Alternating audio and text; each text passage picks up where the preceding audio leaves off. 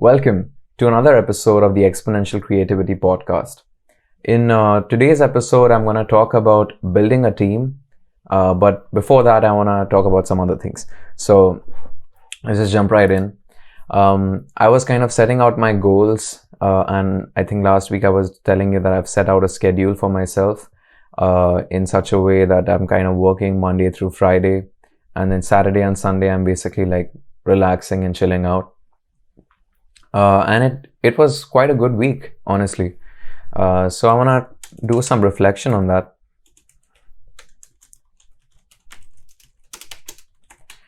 And talk more going forwards. So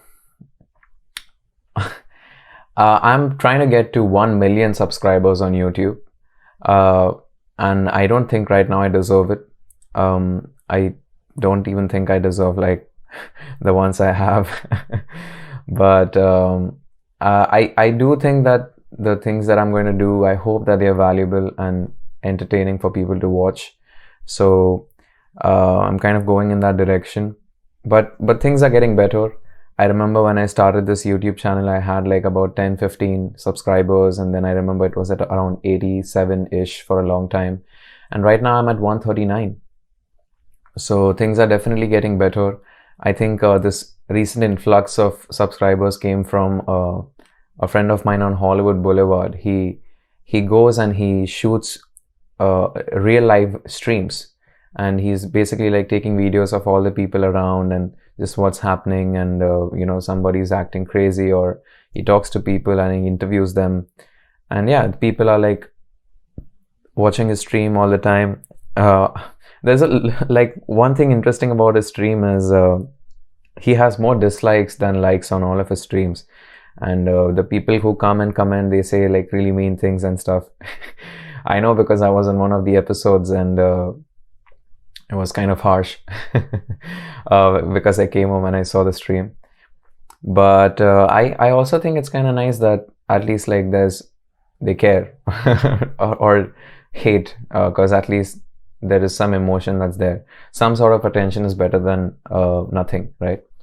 So or maybe not, it depends what kind of a person you are and if you have the skin to handle that kind of energy. But yeah, that was essentially what I got to see. So on his stream, I was basically telling about what I am up to, and I think a bunch of people from there like subscribe to my channel. I think I am going to do like a special performance or something like that with him, just so I can increase my followers and hopefully grow my YouTube subscriber base.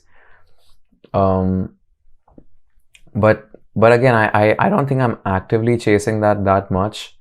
I think right now the only reason I'm chasing it is because at 1,000 subscribers you can monetize your YouTube channel, right? And for that I also need 4,000 watch time hours. So I'm making some slow progress in that direction, but I think that I've been working on a lot of animated music videos. Now, I guess we can talk about that. So, I want to say something. I'm really proud of what I'm doing right now. Like, I know that I went to music school, and I know a lot of things. Definitely know a lot of things, and I'm diving into this new realm of animation. And honestly, when I see like the amount of stuff that is out there and the amount of effort that goes into something like that, it just feels like new. Like, it's kind of the same thing when I saw like John Mayer playing all those years back when I just started playing guitar, and I was seeing how what really was attractive to me about John Mayer was he was not only playing really nice guitar, but he was also singing while he was playing that. And these rhythms were not simple. They were kind of a little bit more, I wouldn't say simple, but they were unconventional to me at the time. But as I started learning one song and then the other and so on and so forth, things start getting easier, and it's just like something that you do. It just gets easier. So yeah, I started animating, and I have actually made some progress on an animated music video. uh, I I was basically writing a jingle. So here's a little bit about what I'm about trying to do is I'm actually trying to start a podcast. The podcast is gonna be called You're Gonna Die, and it's gonna be a video format podcast, which we'll also like port into, which I'll also port into like the RSS feed and like basically put it up on every platform. But essentially, I want to do this, and the people who I want to invite on this are like creative people, and I mean, technically everybody's creative, but hopefully animators or directors or other musicians. And the theme of the podcast is essentially going to be like there's this jingle that I wrote. It's called You're Gonna Die. It's like kind of fun, and I'm animating the video for it. So it's gonna play. Then I say that welcome to You're Gonna Die, a podcast where we celebrate life while we still can. And that's gonna be like the recurring tagline or the theme. And then for the next hour or so, I'm gonna talk about all the things that they've done, like this new guest that's coming on, what they are about, if they have a YouTube channel, or if they have been, making music with somebody, or what kind of skills they have, whatever, or if they're an animator, if they're a director. I mean, again, I don't know a lot of creative people. So I guess this is my opportunity to know more people and, grow that. And I just want to make like a team eventually.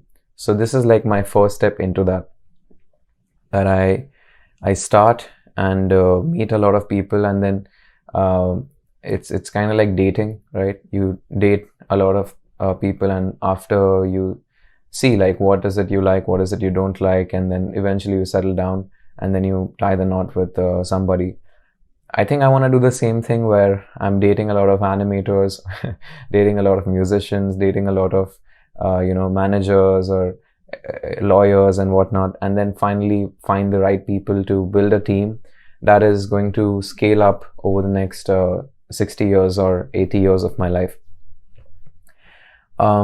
So it's important, like this time is really important. Like building a house on a strong foundation is really, really important. So that's essentially the idea of the podcast. So the podcast is going to be like 2 hours long. It's kind of long, but the first hour is going to be about the people I'm bringing on, and the second hour we are literally gonna talk about, a little bit about death, and then I'm gonna write a song, and hopefully I write a song which they can use in some way, and if nothing else, we just get a really dumb song or whatever, and it's a great opportunity for me to get better at songwriting. It's a great opportunity to collaborate with people, like really collaborate with them, and it's like a great opportunity for me to get better at production and so many things. So that's essentially what this podcast is going to be about. You're gonna die, and I think the hardest thing for me would be to find more and more people to come on the podcast, and invite more people who I think are very interesting, and to kind of keep up with them. But that's definitely something that is very, very important in the long run. I need to build a team, and this is something that's going to help me with that. So to backtrack a little bit, I told you I've been learning animation. I saw videos by one guy. His name is Tip Tut, and he's a great guy. Like honestly, he's taught me so much, and I honestly feel like giving him some money because he's taught me so much. And of course, Skillshare has been very helpful as well. But his approach and the way he does it, and he actually shows you everything and also time lapses everything.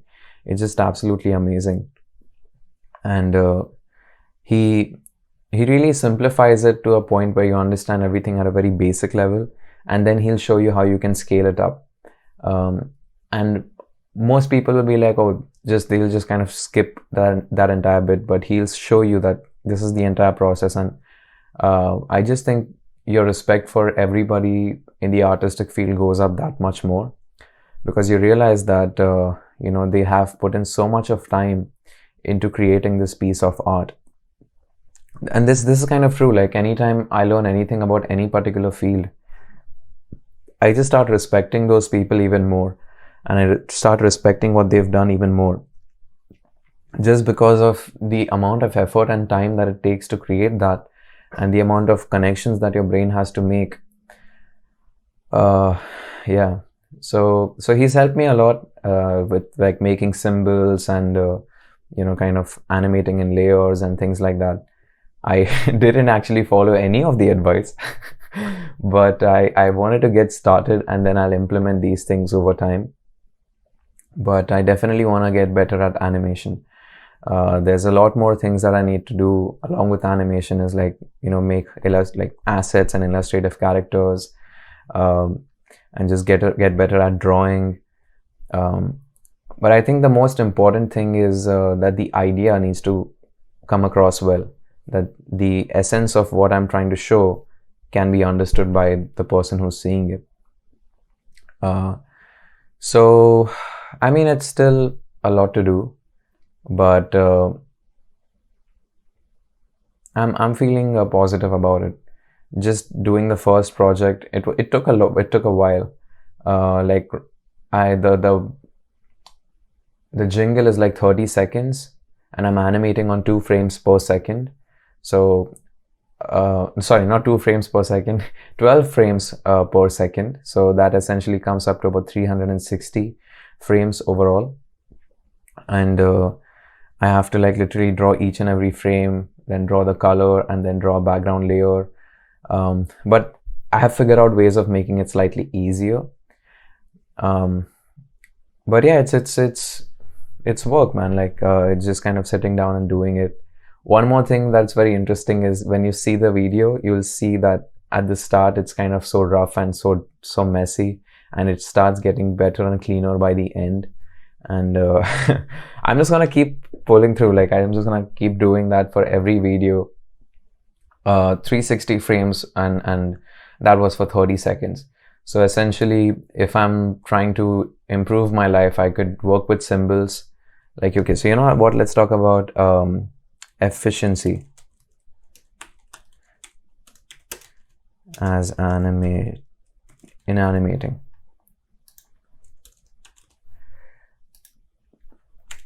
Maybe we won't talk about building a team. There's some quote that I'd heard. I read a lot of books and I watch a lot of productive videos, and there was this one quote which was, if you give me 6 hours, I think by Abraham Lincoln, if you give me 6 hours to cut a tree, I will spend the first 4 sharpening the axe, right? And I think that is such an important message. But I think at some point you have to switch over from being efficient and then start chopping the tree, So that's kind of what I'm trying to do. My goal with animating is to get myself to a place where I can be like South Park, where they can make 20-minute episodes in like just 2 days. Obviously they have a team and stuff, but at first it was just 2 guys, doing all of that. And I'm trying to find like people who are like-minded and who want to go the distance, who think that they're going to get to 1 million subscribers, and people who are willing to join me on that journey. But yeah, efficiency. So some things that I learned were like some shortcuts, that was one thing that was really helpful. Shortcuts really help. Another thing I kind of would say is like watch a lot of videos. And this is like investment. Like, it's really gonna pay off. Like, if you are going to do something for like the next 40 years, it probably makes sense to like spend maybe like a week to just get that started. I know you want to jump in and get things done, but also realize that you're going to do this for 40 to 80 to 100 years, depending on how long you want to live. And it's probably a good idea to just sharpen your knife and go in things a little bit more informed into things. I've made these mistakes in relationships, so I can tell you that go into things a little bit more informed. Okay, so I watched a lot of videos, I learned some shortcuts, but going forwards, I'm going to work with symbols. So work with symbols. What else am I going to do? The symbols, I'm also going to be, I think I just need to learn more. And this is more like drawing stuff, like After Effects. Like I actually found out like there were like 3 types of animation that I was interested in. And that was essentially cutout. So the cutout animation is like you take a picture and then you cut parts of it out, and you can move the picture in certain ways, parts of the picture in certain ways that it feels like the character is talking, or you just kind of move like 2 babies flying around or something like that. It's kind of like stop motion, but all of it is being done digitally. The next one was like bitmap, I think, or pixel art, I think. Yeah. So with pixel art, I really enjoy this style. I enjoy like that kind of vintage look and stuff like that. And I did dive into doing all of this, but I soon realized like it isn't hard necessarily, but it's a lot of work. But the interesting thing about pixel art is if you can like make it into like an asset, like it's already there, then you can always reuse the asset. Kind of like South Park, like they have each character laid out in their thing, so they don't have to draw Stan every time.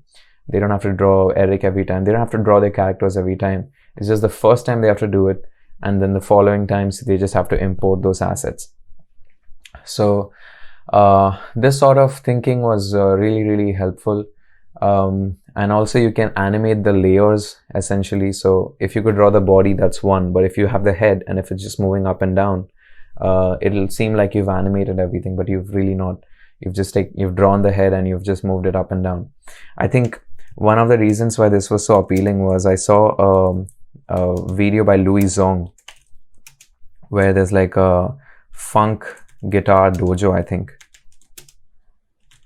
So it's kind of a fun video where Louis Zong has animated like there's this dojo which looks like Japanese looking thing, and then you enter the place and there's like 2 dogs, one big dog and one young dog, and the big dog and young dog both are learning guitar, and the big dog is like saying like this is how you play guitar and these are the chords and stuff, and the young kid is like learning, and it's like pretty simple to animate, like to do that. Obviously it's simple because now I've seen it, but yeah, it's work for sure. So like the drawing part and like the color part is like hard, and that's some understanding that I need to improve. I think choosing the right colors and the right color palette is so important because it really, really gives that emotional impact, So yeah, so that was cutout, pixel art, and then 2D. Now 2D is essentially the one which I'm doing with You're Gonna Die is essentially 2D. And the reason why 2D is kind of great is because you can literally draw everything how you want it to be. So if you're really good at drawing and if you can draw super duper fast, this process will get pretty cool for you, and it's not gonna be that hard. You could but again, I feel like everything has its own appeal, and at the end of the day you just have to ask yourself what is the kind of thing, what is the product, or what is the end response I'm trying to establish with this particular piece of art. Like if someone was to see this, what is the emotion I want them to feel, and are these decisions helping me enhance that feeling? So these are just tools. Like you need to learn the tools, how to use the tools, but the creative idea still, like what is the best way to portray that? I think another reason why I started learning animation was because I want to bring my thoughts into the real world, and I think at first I thought like it's not going to be something I could do, But honestly, when I started seeing videos and people explaining things, I was like, man, it's not as hard as I thought. And when I went through the first one, it definitely gets like more easy. So I'm gonna like stop talking now. But essentially, I think this episode was about animation, I guess. Um, I think one actionable advice that I would give you, or some advice I'd say, is um, do what you want to do. It might seem that it's hard, but once you start the journey, you'll realize that it's not that hard. But you have to give yourself time, like give yourself like a month, if and really ask yourself, like, is this something that you want to do for a long time? Why do you even find this interesting? What is it that brought more interest for you for this particular thing? And these reasons are very, very important, because if you find these reasons, and you can if you ever get stuck in your path and you feel like, oh, I don't want to do this anymore or something, these reasons will help remind you why you started. And also, it could be that these reasons are now in place for you to say that I'm a different person now, and these reasons don't make sense anymore. Some of these do, and that's why I'm changing path. But it just kind of gives some sort of a cohesion and some sort of traction to your thinking, and I mean, helps you be hypocritical or not. But yeah, you just kind of know, like, this why is it that you think this way? What has changed? And do you still feel the same way, or do you feel something different? Um, so that's enough for this episode of the Exponential Creativity podcast. I'm going to see you in the next one.